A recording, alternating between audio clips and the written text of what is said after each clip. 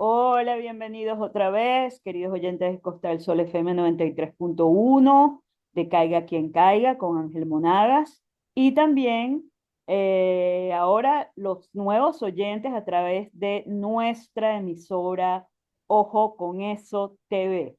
Gaby, bienvenida de regreso. Esta supuestamente es la entrevista informal, más informal que la pasada. Entonces, vamos. Vamos a empezar cómo nos conocimos. Vamos a empezar nuestra amistad cuando me fuiste a visitar a Boston, cuando me ayudaste a conquistar a un árabe en Zanzíbar Madre mía, yo no sé si yo te ayudé a y conquistar al un área de bouncer, Zanzíbar. y al Ah, bouncer de todas las discotecas que habían que yo estaba enamorada, que era Steve.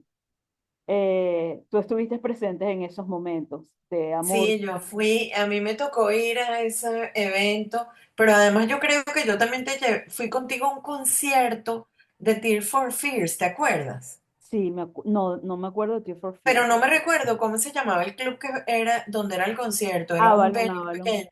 ¿Ah? Detrás del Avalon. Fenway Park. No, no era Fenway Park, no era una broma tan gigante, era un concierto No, en un no, venue pero pequeño. la discoteca estaba detrás del Fenway Park. Ok, ok. Bueno, comienza. ¿Aló? ¿Aló? Ajá, bueno, comienza el cuento. ¿Cuál cuento? ¿De cómo te conocí? Claro, claro. Bueno, imagínate, no me olvidaré nunca que a mí, no sé por qué se me ocurrió escribirme en ese gimnasio de Santa Paula y iba con Mayo y ahí Tu estabas tú, hermana, ¿ah? tu hermana Mayo, Mi hermana Mayo. Y tú odontóloga. exacto, no, Mayo no es odontólogo, Mayo no terminó, Mayo es publicista. No sabía, yo pensé que sabía Sí, eso. Sí, ella no se graduó de odontólogo, no terminó, ok, ella dijo que era demasiado. ok. Pero la historia es así. Me acuerdo que ella iba a la clase, ustedes iban a la clase de al lado de mi clase, que era de stretching y yoga y no sé cuánto. Y ustedes iban a una clase de step y de aerobics, y yo los veía a los tres. Cuando todos iban para la derecha, ustedes iban para la izquierda.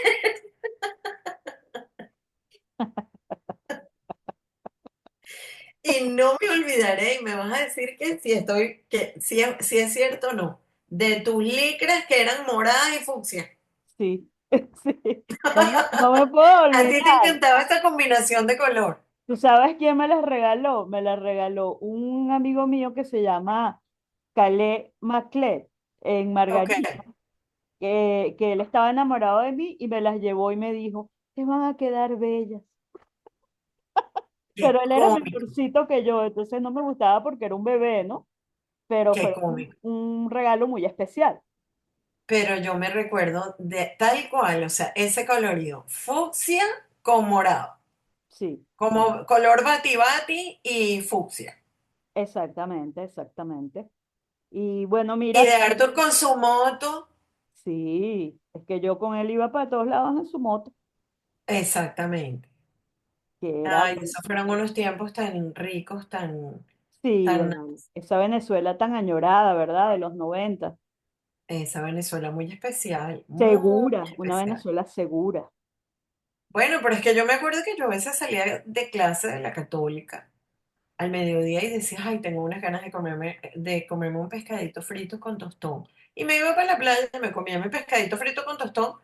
Y, o sea, después en el tiempo era como, cuidado, no hagas esto que te da paranoia. Bueno, de hecho, a mí me robaron un carro, un ladrón me robó con una pistola mi carro, pero eran dos.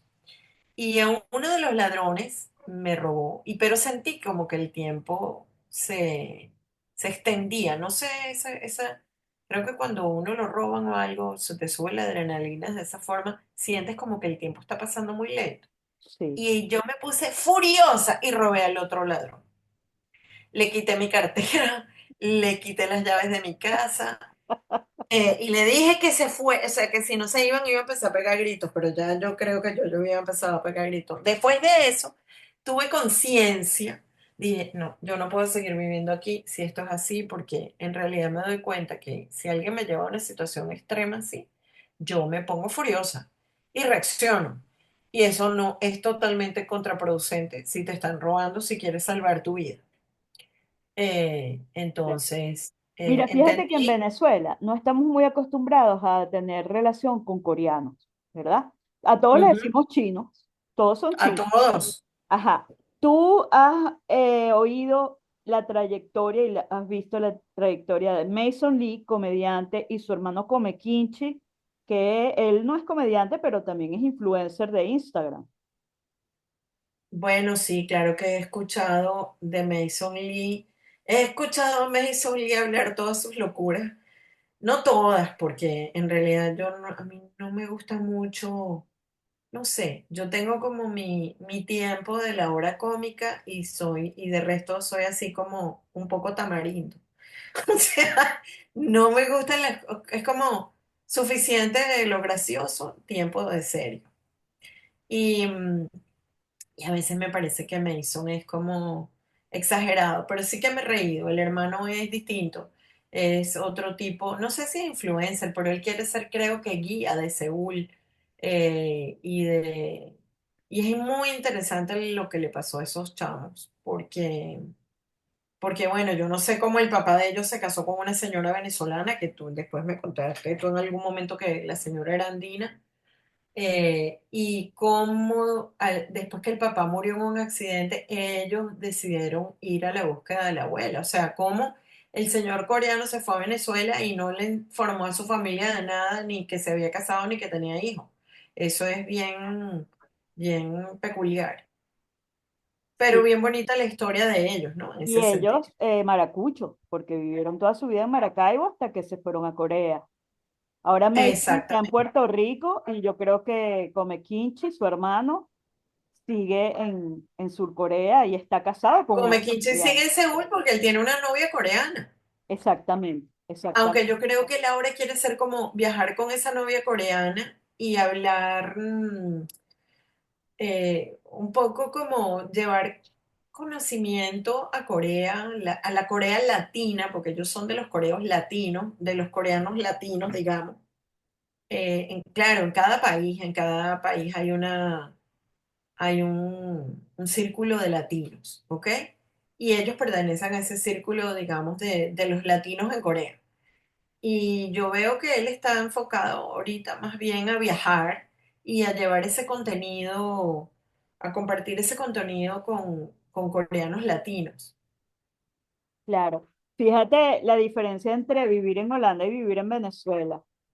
Mi manera de drenar, mi manera de desconectarme de la realidad tan dura que vivimos aquí es ver comediantes venezolanos. Bueno, Eh, me imagino que por eso ves a George Harris probablemente. bueno, José Rafael Guzmán es uno de mis favoritos, Led Varela.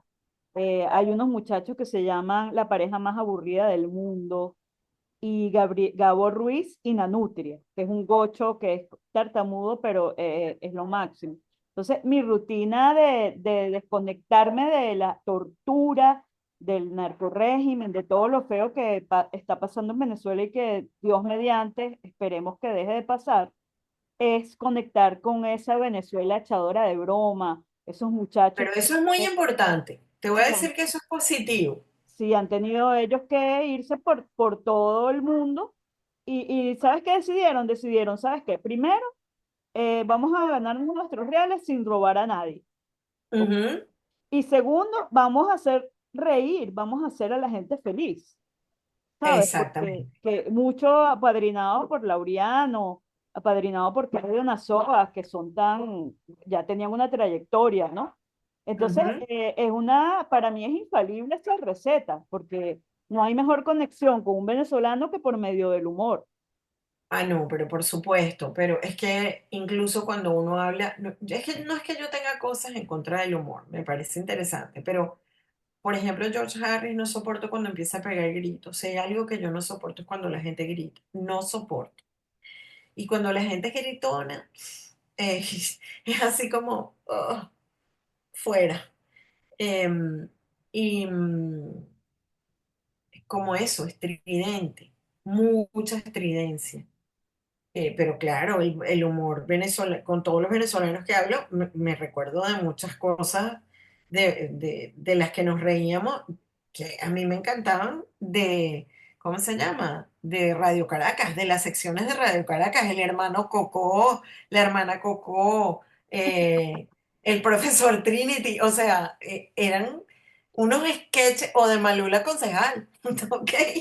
Que yo a Mayu, cada vez que Mayu, no, en esto opino que esto no es justo. Ya le decía yo, Mayu, concejal, Mayu, concejal. Eh, pero es otro humor y sí es importante, definitivamente es importante que haya comedia y que haya comediantes porque estos países donde yo vivo realmente son de un aburrido que te mueres. ¿Ok? No, O y yo sea, te a digo una mí este cosa, país, yo amo este país por varias razones. Tiene una estructura, una infraestructura, hay seguridad jurídica, hay una infraestructura increíble, ¿ok? Tú pagas tus impuestos y los ves reflejados, pagas mi impuestos, no te digo lo que pagas, pero los ves reflejados en la calidad de vida y eso es lo que importa, ¿ok? Pero es muy aburrido y las fiestas de cumpleaños de aquí, te mueres si te invitan a una fiesta de cumpleaños. Primero cuando entras. Todo el mundo te saluda si eres familia o novia o esposa del cumpleañero, todo el mundo te felicita a ti y tú te quedas en shock porque, pero esto no es mi cumpleaños. Segundo, en el cumpleaños nosotros estamos acostumbrados que la gente nos celebra a nosotros. En cambio, aquí el del cumpleaños es el que hace la torta, el que cocina, el que le sirve a los demás. O sea, el del cumpleañero es el que trabaja, ¿ok? Em, y, y se sientan todos alrededor de una mesa a tomar café y té y comerse un pedazo de torta. En cambio, yo estoy acostumbrado, mis cumpleaños en Venezuela eran una fiesta fabulosa. O, como yo cumpleaños en diciembre, me acuerdo que hacía patinata, carrito de perro caliente. eh, entonces es otro concepto. Y bueno, también el ambiente de Navidad de Caracas, gaitas, ese tipo de cosas que aquí en Navidad te encierras, te cae la nieve y quedas encerrado por 4 meses en el invierno, sin sol. ¿y por qué Eh, tú crees, Gaby? Porque una de las cosas que sí me he dado cuenta es que los tiranos, como Maduro, como Diosdado, como ellos no soportan el humor. Ellos no les gusta que se burlen de ellos. Ellos no porque piensa que se soportaron burlan de ellos. una ¿Ah? Radio Rochela, no soportaron Radio Rochela, no soportan nada.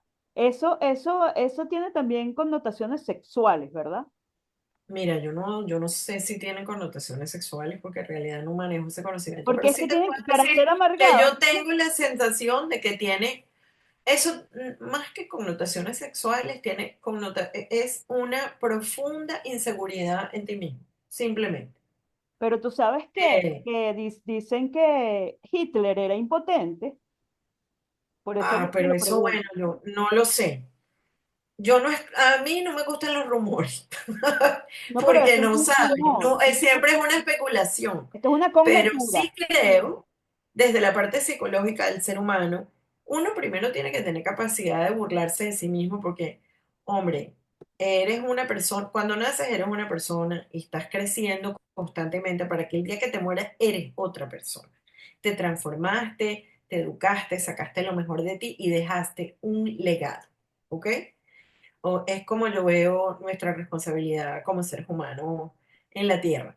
Entonces, que ese legado, tú haces de ese legado lo que a ti te da la gana, porque te dan un papel en blanco y bueno, te puedes ir como matón o te puedes ir como una gran persona, ¿ok? Haber dejado cosas positivas en la sociedad.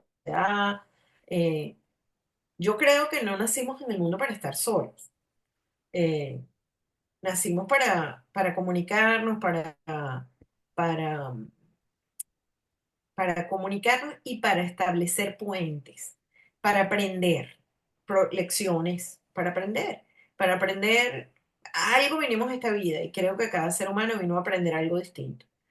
Ahora, Pero sí Gaby, tengo la sensación de que las personas que no tienen la capacidad de aceptar que se pueden equivocar, que se ah, pueden burlar de ellos, que te claro, pueden criticar, tienen un profundo inseguridad en sí mismos, porque a la final, mira, la verdad, me importa un pepino lo que piensen los otros de mí.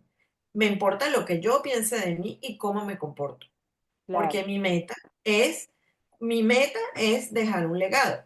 Entonces, si mi meta es dejar ese legado, es en esta línea, la vida no es en línea recta, ojo, vas haciendo circulito para acá, otra vez va para la derecha, zigzag, yo qué sé. Pero llega un momento en la vida en que te das cuenta que estás siguiendo patrones, probablemente estás siguiendo patrones que son errados, y en el momento que te das cuenta, es tu opción de decir, oh, esto me ha pasado ya varias veces y aquí me equivoqué, pues a partir de aquí voy a cambiar.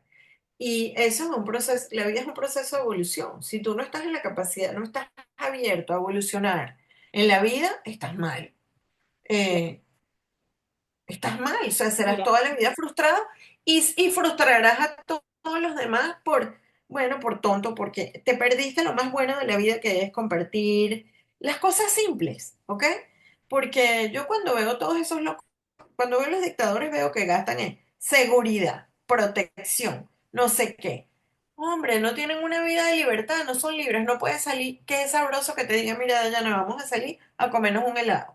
Y te sientes en la acera y te comes un helado. Y no te da miedo, no te da miedo la gente que te pasa por el lado, no importa su color, no importa su forma de estar vestido, su género, no importa nada, porque te sientes seguro. Mira, tú sabes que yo aquí dejé una vez mi cartera en un tren, ¿ok? Con todo lo que tenía dentro. Y me acuerdo que fue el conductor, estresadísima, recién llegada aquí. Dejé la cartera, me cambié de tren y dejé la cartera. Y el señor, ay, bueno, vaya y denuncie la cartera en Lost and Found. Y yo, pero este sí que tiene riñones. Seguro que cuando yo llegue, cuando encuentre la cartera, ni siquiera tendrá mango ni cierre, la habrán descosido. Tú sabes que llamaron por teléfono, yo puse mi aviso y me fui a mi oficina. Cuando llegué a la oficina, llamaron a la recepción.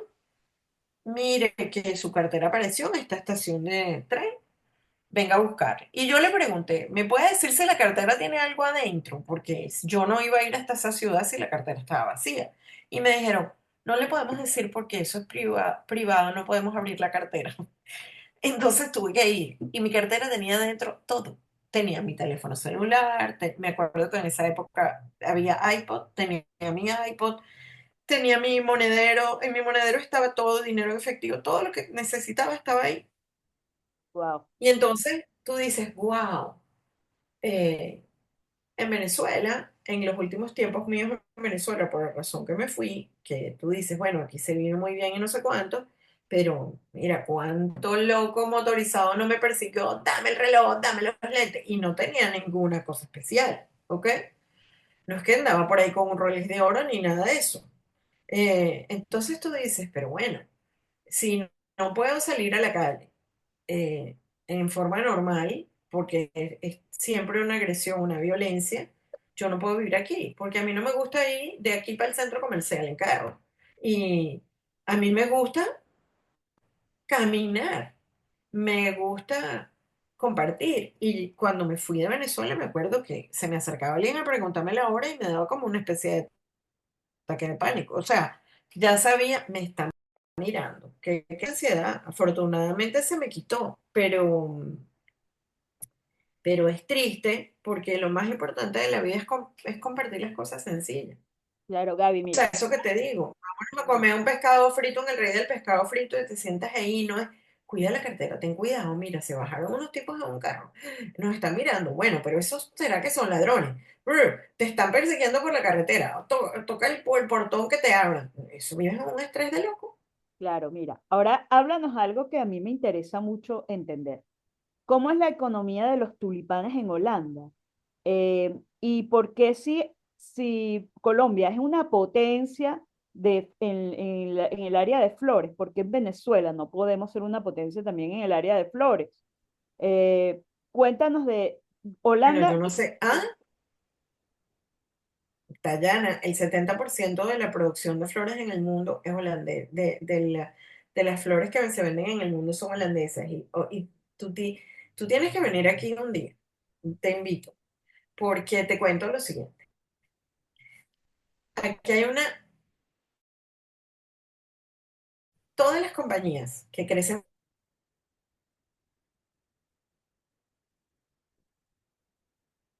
flores, ¿ok? Digamos que las flores las crecen en galpones cerrados con luz artificial y un montón, con muchísimos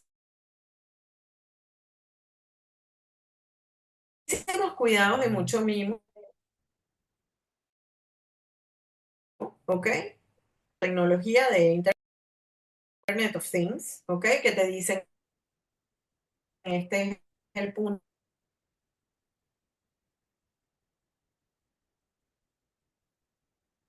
ni el calor suficiente para crecer, no solo tulipanes, cualquier tipo de flores, ¿ok? E Ok. injertos de flores también.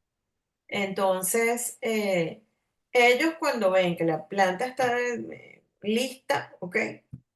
Se corta la planta se lleva a un auction, a una subasta, ¿ok? Todas las mañanas hay una subasta en Aalsmeer donde la gente compra las flores y el precio varía de acuerdo de lo que se ofrece por este lote, este lote, este lote, y inmediatamente las flores, antes de las 6 de la mañana, ya están siendo embarcadas en cargo y distribuidas en el mundo.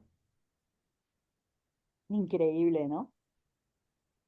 Aquí en el Vaticano, aquí le regalan las flores al Vaticano por motivos de relaciones públicas, a ciertos sitios regalan flores, pero Venezuela, o sea, por eso es que yo te digo, Venezuela podría crecer y eso es inteligentísimo de los portugueses. ¿Te acuerdas de esos mercaditos que hay por La Taona, por Los Naranjos, que eran esos portugueses que crecían, tenían como unos kioscos de venta de verduras?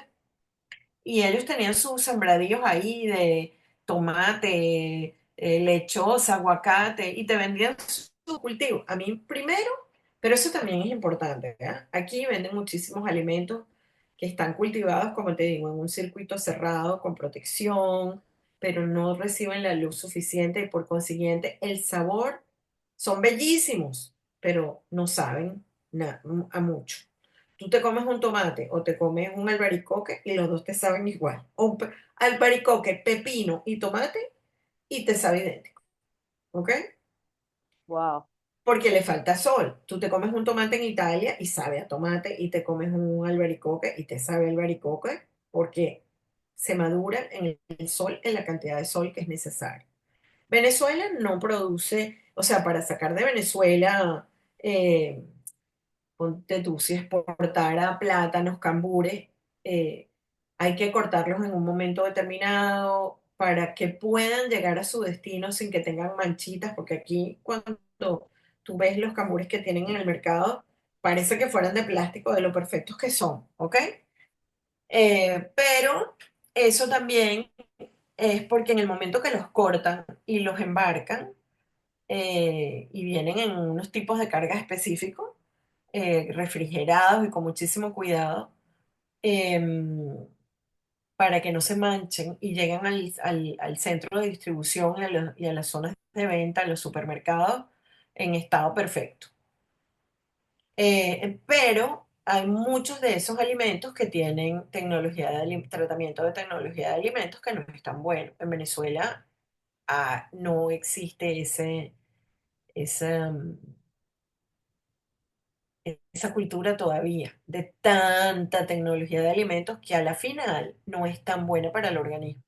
En Venezuela uno come comida de muy buena calidad, muy pura, muy sana, porque lo que se come es lo que se va produciendo, o en general en vegetales, verduras.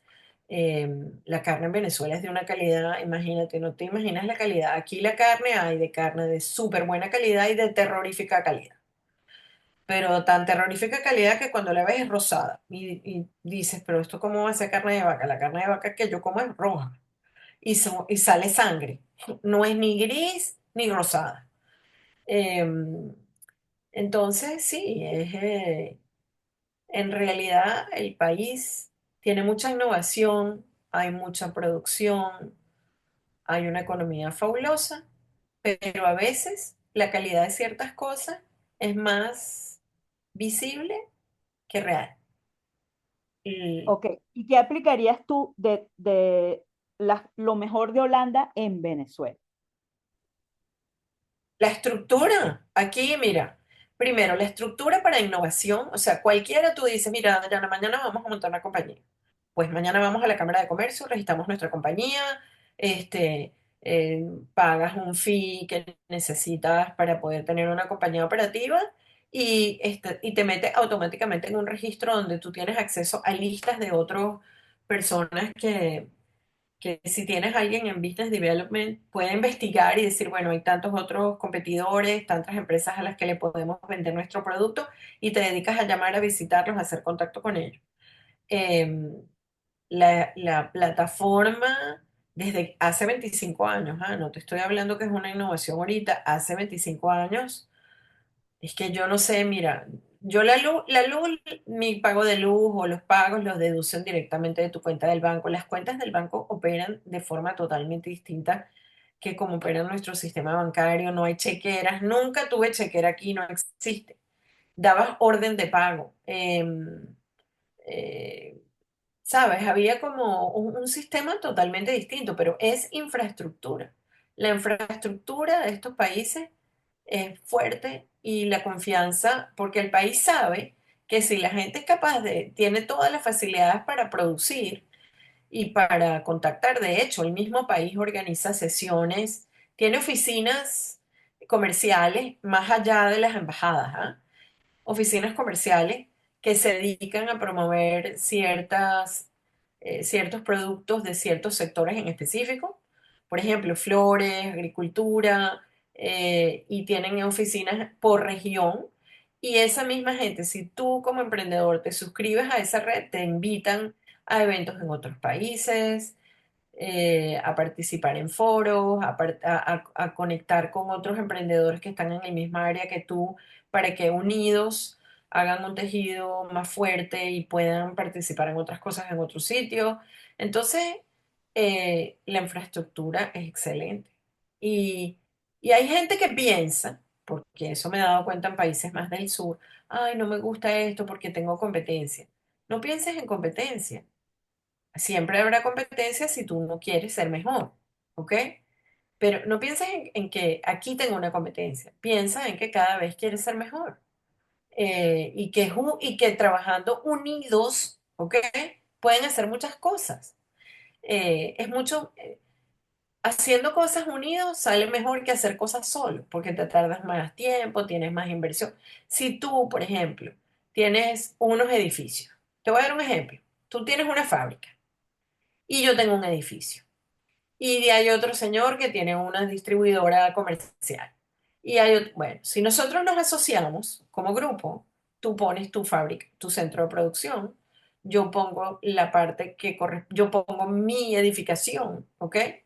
El otro pone la distribuidora, la distribución. Al final, unidos, logras mucho más.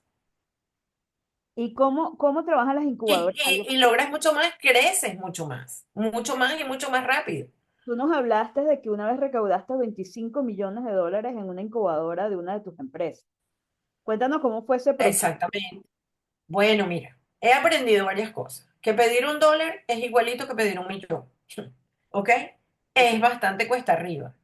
Pero tú tienes que preparar para poder conseguir inversores en algo. Tú necesitas tener una cosa que se llama un minimum viable product, un producto mínimo eh, factible, ¿ok? Que tú tienes que echarlo para adelante como tu inventoría y hacer un pitch, ¿ok? Que explique cuál es el propósito de eso que tú estás haciendo, por qué tú hiciste este producto, qué quieres lograr con eso, cuál es el bien que le está haciendo a los demás, cuál es el valor que tiene esto para la sociedad. Y no tiene que ser perfecto, terminado, no. En el momento que tengas lo que funciona, lo que tú estás vendiendo es algo que se supone que funciona, tú vas a mostrar esa funcionalidad, la vas a testear, vas a validar si ese producto realmente lo compraría alguien, porque si no, el mundo hace un montón de basura y te gastaste el dinero y la inversión en terminar de pulir algo que al final no tiene ni siquiera mercado. Entonces es como afinar. A mí me parece que es muy importante afinar equipos de 5 personas. Yo siempre digo 5 personas porque en un team pequeño donde cada uno tiene una especialidad. Eso lo aprendí en Tontoma. Nosotros hacíamos hackatones. Y era cómo hackeamos nosotros mismos nuestro sistema para crecer y hacer un mejor producto. Y ahí había un product manager, uno de mercadeo, uno de producto, un ingeniero, un programador. Y es como, con lo que tienes, ¿qué haces? ¿Y qué puede funcionar de esto?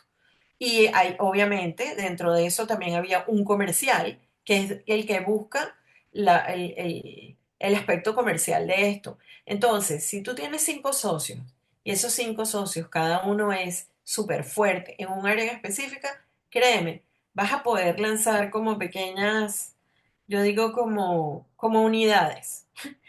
Y son unidades, lanzas franquicia uno, franquicia 2, puedes crecer en una velocidad exponencial lanzando un producto excelente. Claro, claro. Mira, Gaby, ahora nos falta muy poquito para que terminen otra vez los últimos 8 minutos. Ok. ¿Estuviste casada con un holandés por 25 años? No, no estuve casada con él por 25 años. Estuvimos casados 15 años. Bueno, Es mi excelente amigo genio, porque él sí es genio. Eh, es genio. Realmente él es un genio. ok, entonces, como dijiste, $1, 10 o $1 millón, 15 años o 25, la misma cosa. Entonces, fíjate, háblanos de cómo fue la experiencia venezolana-holandés. ¿Cómo fue la experiencia venezolana holandesa? Todavía vivo aquí y soy holandesa. O Bueno, sea, ya yo, es curioso porque tengo pasaporte holandesa, pero la verdad es que no sé ni de dónde soy. No es que no sé, pero te das cuenta chama, tú eres que más caraqueña que caraqueña. Entonces, explícanos cómo fue. caraqueña es una cerveza. Entonces, explícanos, porfa, Soy caraqueña en mi forma de hablar, ¿ok? cómo es haber estado casada con tu esposo de Holanda. Pues yo que soy... Bueno, mira, me pareció excelente porque los hombres holandeses comparten todo. En un sentido, la responsabilidad de la casa es mutua. Yo soy una tipa súper independiente y siempre dije, no me quiero casar con nadie porque no voy a ser la esclava de nadie, la mamá de los niñitos no sé qué, no tengo opción de trabajar. A mí toda la vida yo quise hacer carrera y descubrir cosas del mundo. Entonces, no es que no quería ser mamá, pero es que no me voy a casar con un loco que me va a decir, tú aquí eres mamá y te vas a encargar de esto. Y yo me voy a encargar de esto. Siempre quise ser independiente. Entonces, em, eh, eso, los holandeses, básicamente, estás de igual. A mí me parece que tener una pareja es tener un igual. Lo que pasa es que a los holandeses les falta un poco como de eso, es como son muy enfocados en su trabajo, son muy enfocados en la productividad, les falta a veces un poco de humor, o el humor es muy distinto, o los tiempos son distintos. Culturalmente, es que los holandeses y los venezolanos somos muy distintos. Pero no puedo decir que una cosa sea mejor que otra. En Caracas hay un holandés que se llama Sander Koenen y él hace chocolates que venden Isquia. Y mira, yo lo conozco a él y conozco a su mejor amigo que es de acá y una vez me mandó cuando fue a Venezuela que le llevara un regalo de aquí. Y, y Sander ha vivido en Venezuela. Sander se quedó viviendo en Venezuela. Él podría perfectamente vivir aquí, pero él no se quiere venir a vivir para acá ni loco. Empezando por el clima, es un poco como melancólico.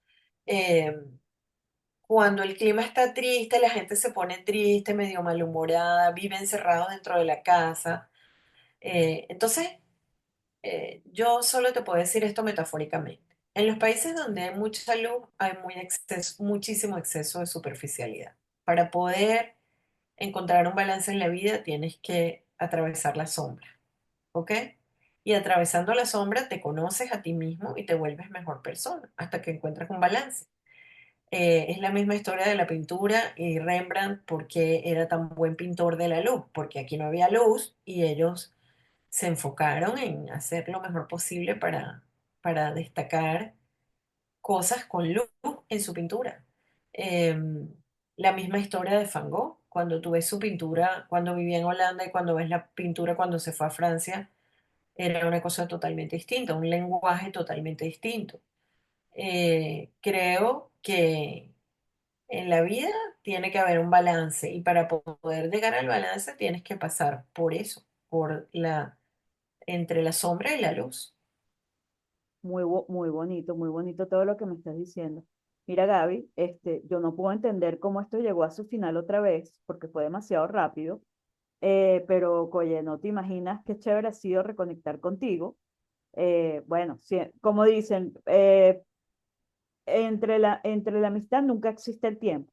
O sea, yo No hablo con hoy existe. En la como, amistad verdadera no existe. exacto, como que si yo tuviera 16 años otra vez y tú también, ¿me entiendes? Ajá. Y bueno, ahora vamos a estar unidas por varios proyectos, gracias a Dios. Vamos a hacer las noticias a cada rato. Así que tú en horario europeo y yo en horario venezolano. Y mira, no te puedo decir que ha sido un placer, sino de que ha sido lo máximo, como siempre, gozar y disfrutar de tu amistad. Pero mira, es que nosotros podemos tener nuestro programa que sea Es, Caracas-Boston, Boston-Holanda-Caracas. exacto. Porque es que no tenemos, lo que te digo, no hay, el mundo no tiene una división en ese sentido hoy en día. Claro, somos como Sócrates, ciudadanos Ujú. del mundo. Así que, bueno, esto se va a volver a repetir. Te va a entrevistar José Manuel, te va a entrevistar José Antonio Lares, José Manuel Serna, de Ojo con Eso TV. Y bueno, empieza un largo camino de amistad otra vez y te veo pronto en Caracas Sí, señorita.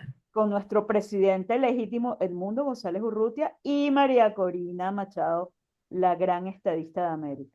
Un beso muy grande, Gaby. Bueno, cariño, un beso, te quiero mucho. Seguimos en contacto, yo también. Gracias por el espacio. No, gracias a ti por tu sabiduría. Cuídate mucho. Bueno, Chao. un beso, chao. Chao, cuídate.